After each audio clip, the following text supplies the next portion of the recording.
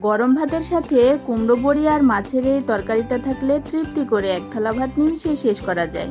আজ আপনাদের সাথে শেয়ার করছি জিভে জল আনা একদম ঘরোয়া একটি রেসিপি। প্রথমে সামান্য তেল দিয়ে কুমড়ো বড়িগুলো লালচে করে ভেজে তুলে নিলাম। এরপর মাছ আর আলুগুলো একে একে সুন্দর করে ভেজে তুলে নিলাম।